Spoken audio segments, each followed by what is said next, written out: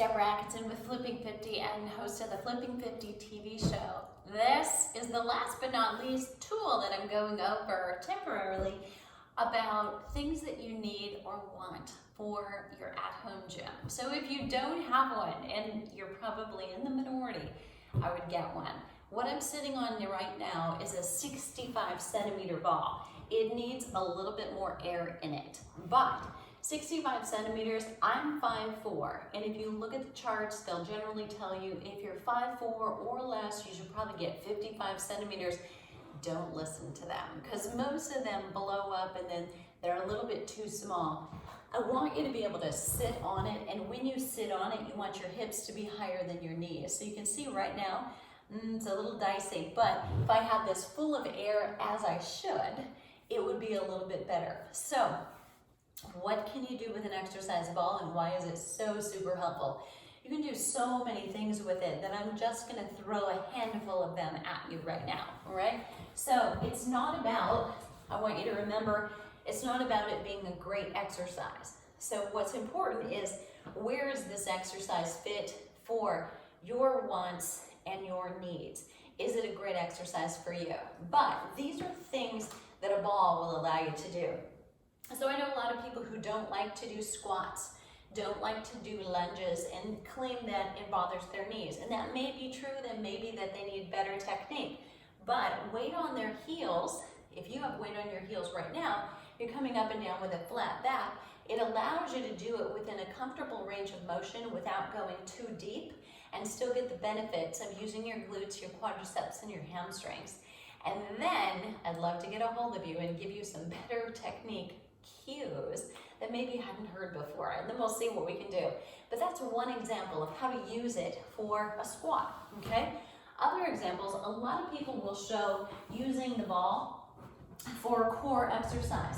I'm not a fan of sit-ups and crunches on the ground, and on the ball is not safer. In fact, it's more injurious. But there are ways you can use your core using the ball, and that would be this. So I have my feet about hip width apart. I know it's hard to see from where you are, but then I'm gonna lift one leg at a time and try not to wiggle. So try not to let my ball roll out of control, but try to keep my hips up and then lift it up. So hard to stay absolutely still, but what you'll notice right away is probably one of those legs is more helpful than the other.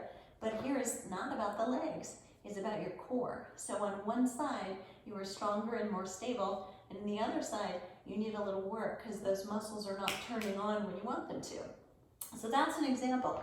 I can also use this as a bench. So instead of lying on a bench or the floor, I could do chest press exercises right here, or flies, or other kinds of exercises from right here if I have my dumbbells in my hand.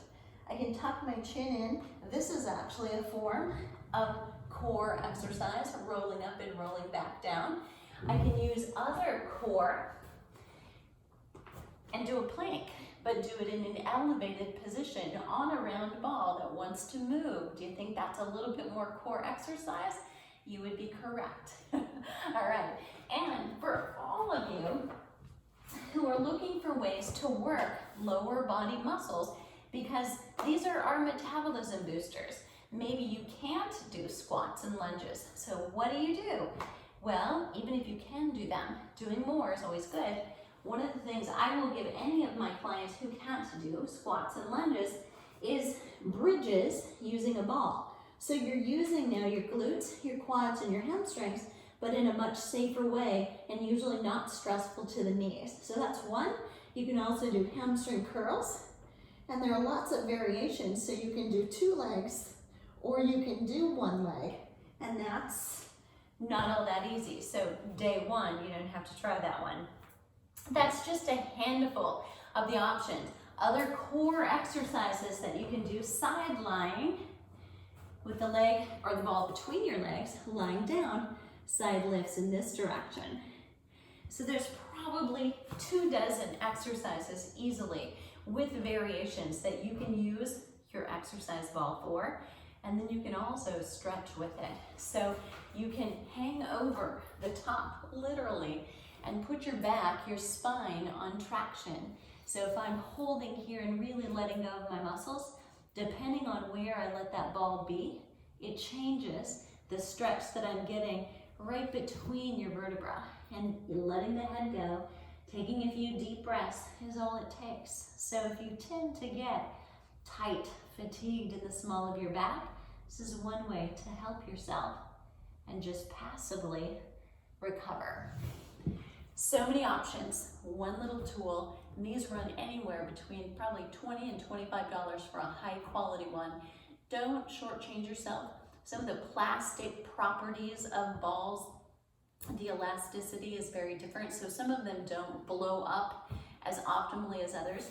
This one has just a little bit of texture, which also keeps you from slipping on it. So if you've got slippery yoga pants and a slippery ball, not a great combination. Or if you're trying to use it on carpet, probably best if you're using your ball on either a yoga mat, so you've got the plastic is going to stick to each other, or on a hardwood floor that's got a little texture to it as well. Hopefully that was helpful, and I'll put a link down below where I get mine and the ones I like best. Remember, 5'4" and taller, definitely. 65 centimeters, probably your size.